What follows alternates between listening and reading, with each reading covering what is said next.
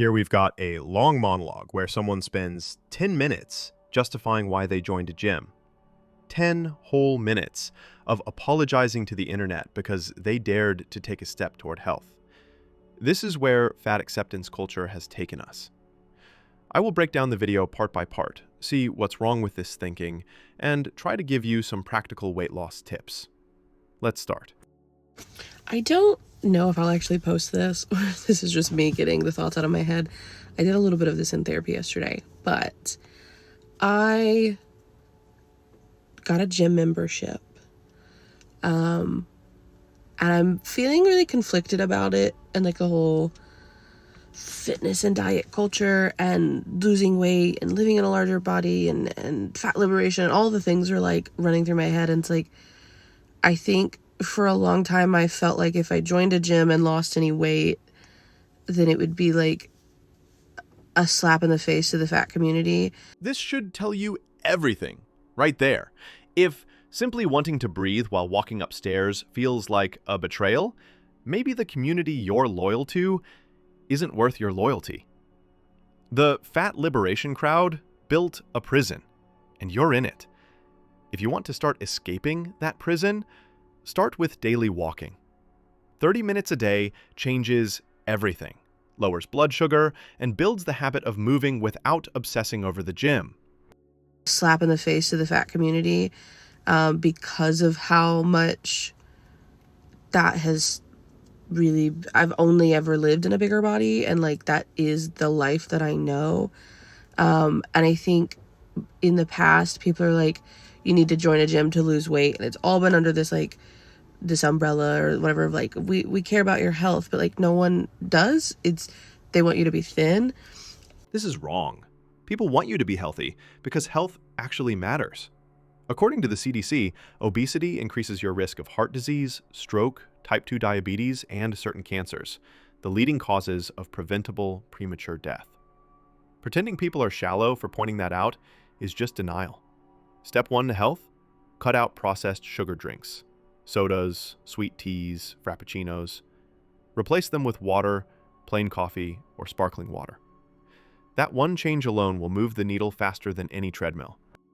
And I'm 26 years old, and I think for the first time in my life, I am not actively trying to not be alive, and also maybe wanting to live longer. Who knew that could happen? Wanting to live longer is good. That's progress. But notice what you're really saying. You didn't want to live before because your weight dragged you into depression. This is exactly what fat acceptance never admits. That living in a bigger body, as you put it, crushes your physical and mental health.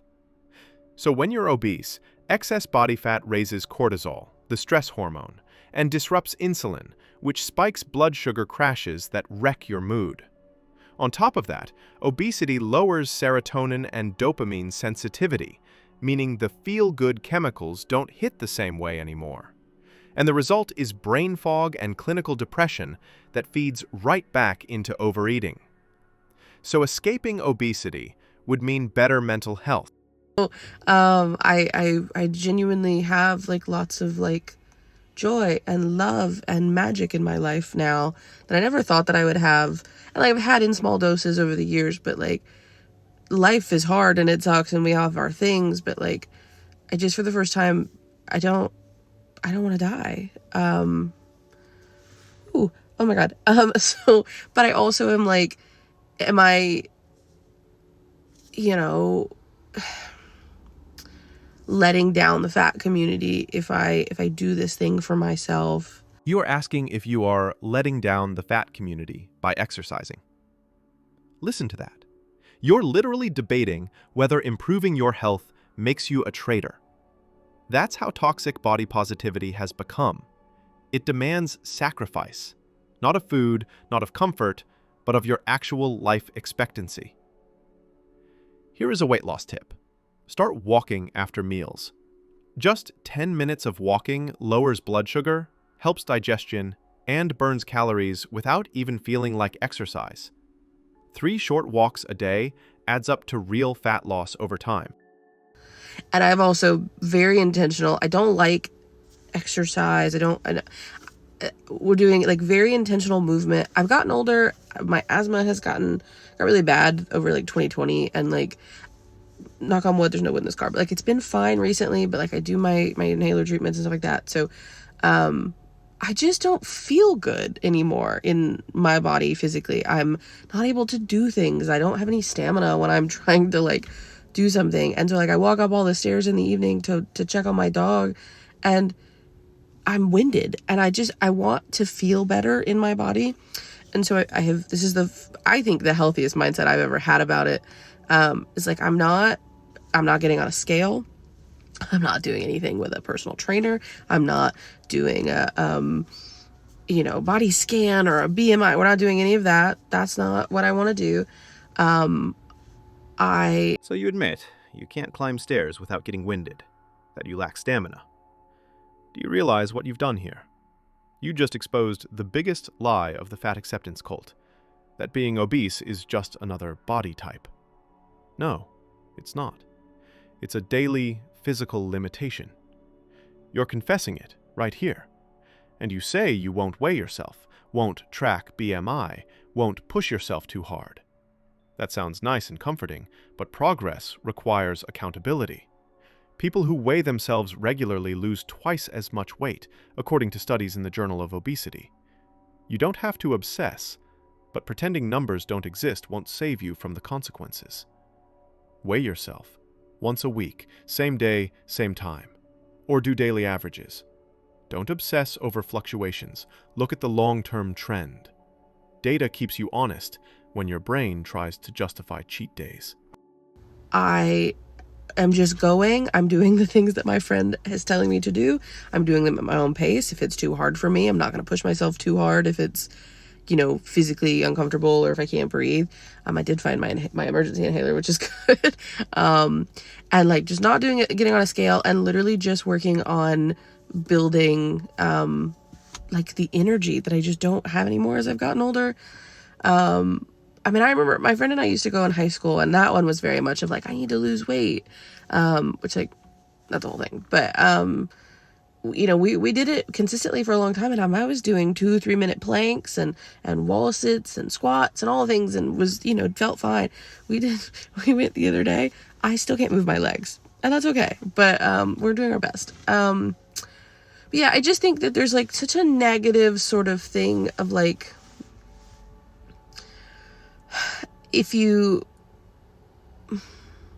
I've over-identified, and that could be true, but it is who I am, and it's a part of who I am, and it's, So you over-identified with being fat.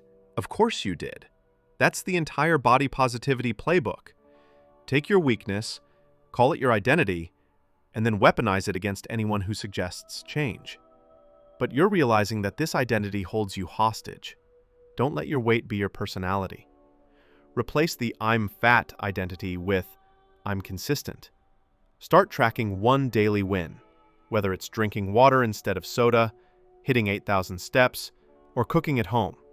Stack enough wins, and your new identity becomes health. Maybe I've over-identified, and that could be true, but it is who I am, and it's a part of who I am, and it's, it affects every single moment of my life. Living in a larger body does, from the seats that I sit in at restaurants to, the like safety things to doctors. It affects everything, fashion and clothes, and it has been the center of my world. And I don't necessarily know that if I would assume that doing something like this consistently will come with weight loss. And if it does, that is not my goal for the first time. You say you'll probably lose weight, but it's not your goal. But losing weight isn't just a side effect, it's the solution. The CDC estimates that losing just 5 to 10% of your body weight can improve blood pressure, cholesterol, and blood sugar.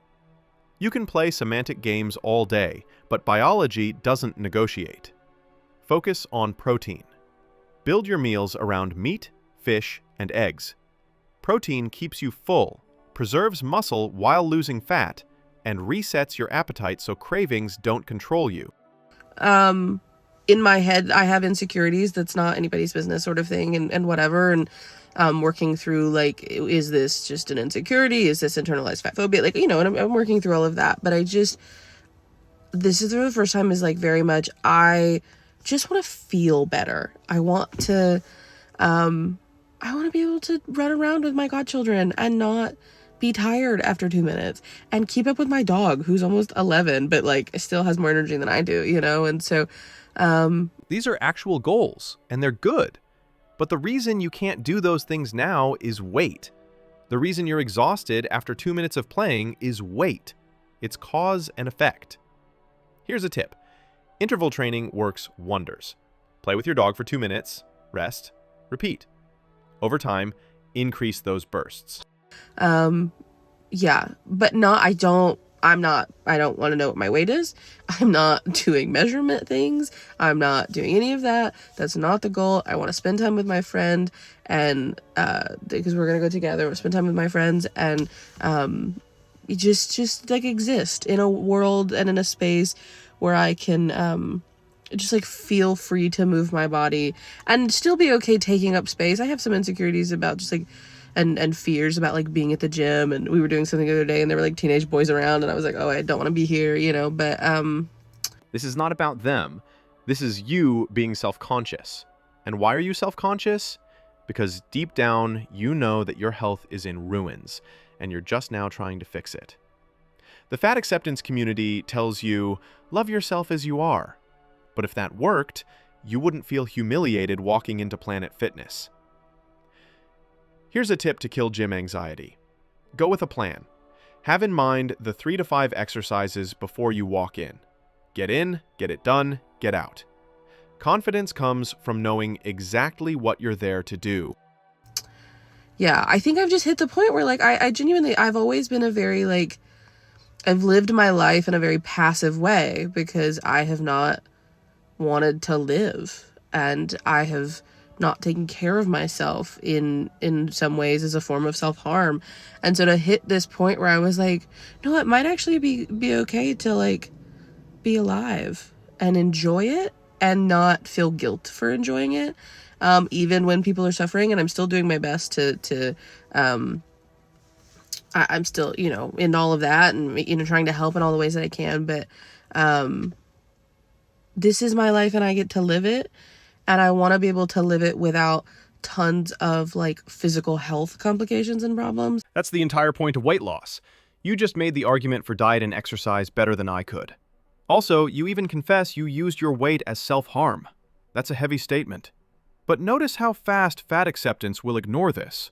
They'll cheer you on as long as you keep eating, keep staying still, keep celebrating thickness.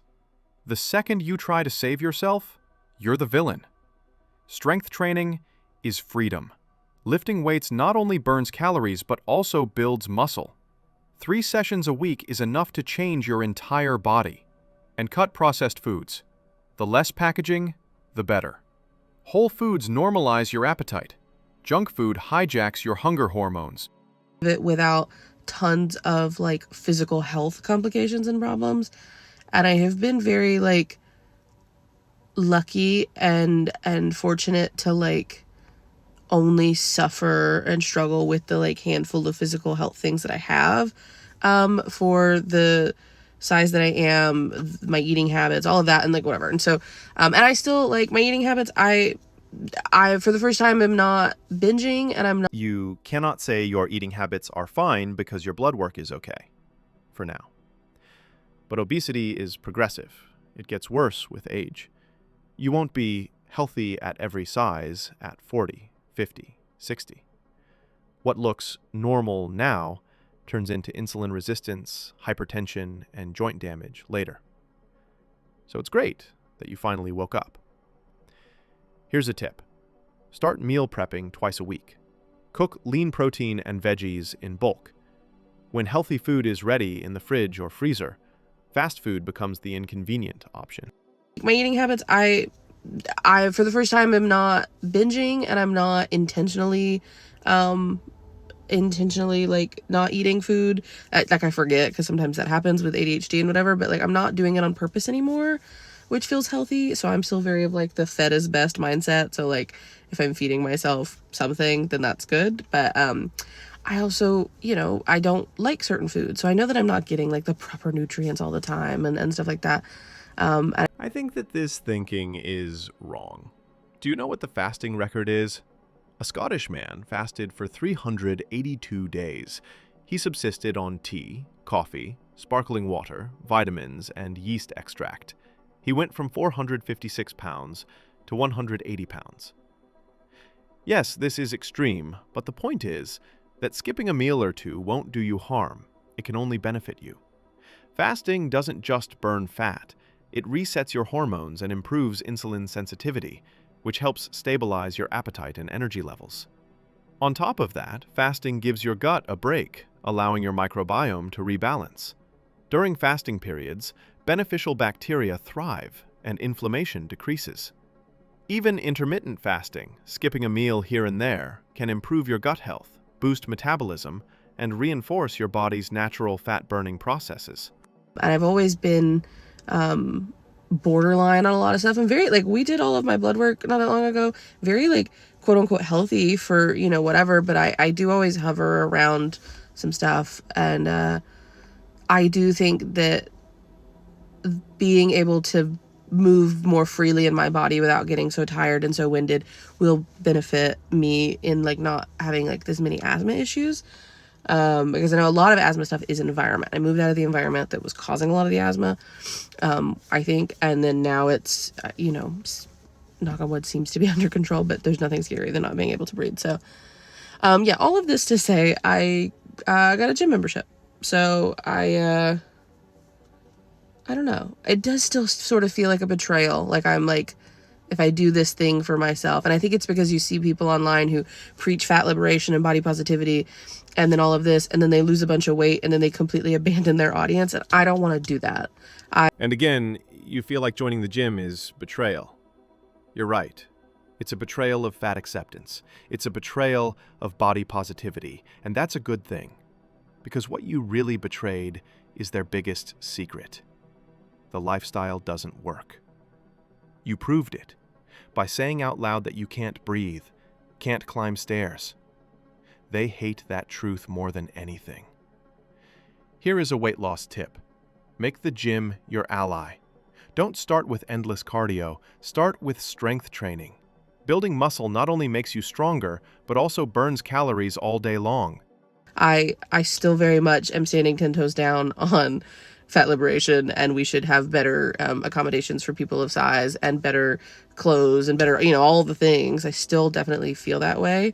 And I also don't think that I'm necessarily going to lose a bunch of weight and just be thin. That's not sort of what I think is in my cards. But I do want, if I do lose any weight, this is not a conversation I want to have with people. I know that you can't help it, and it's people are like, I'm not going to be able to control it. People will say what they want, but oh my God, you look so good. Oh my God, you've lost so much weight. Oh my God, you're so pretty.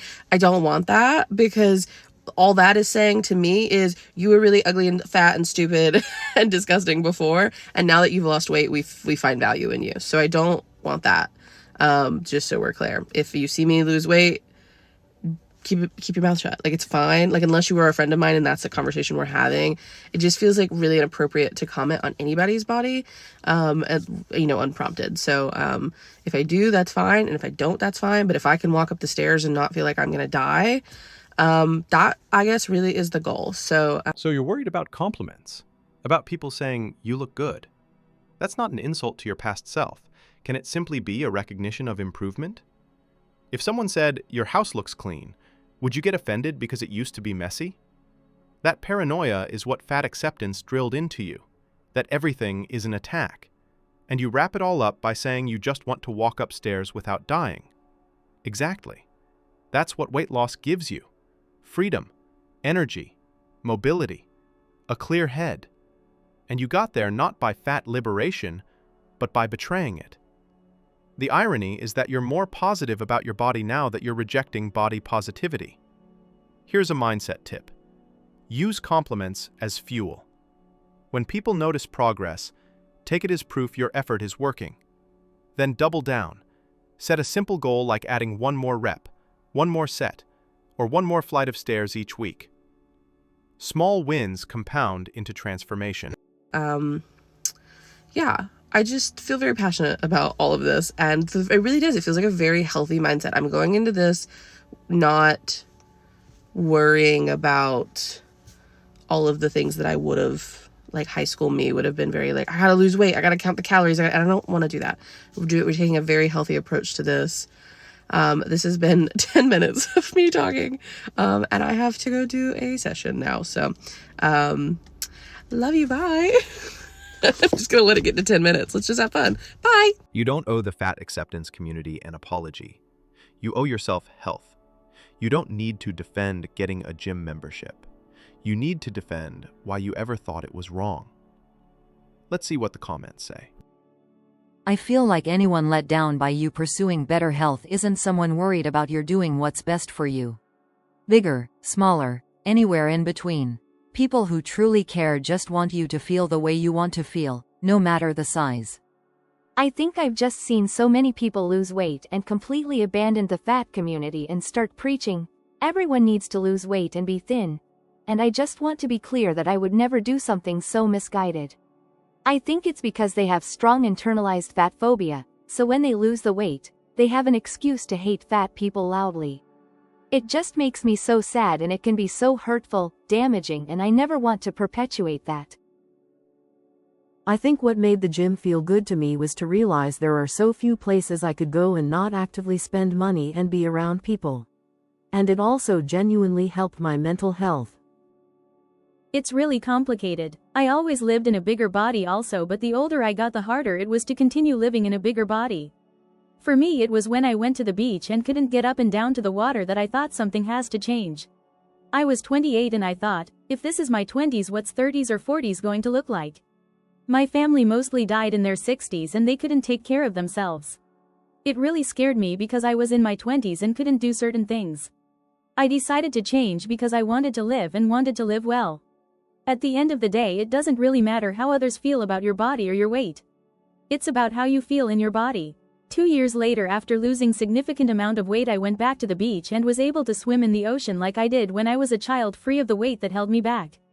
It was brain altering.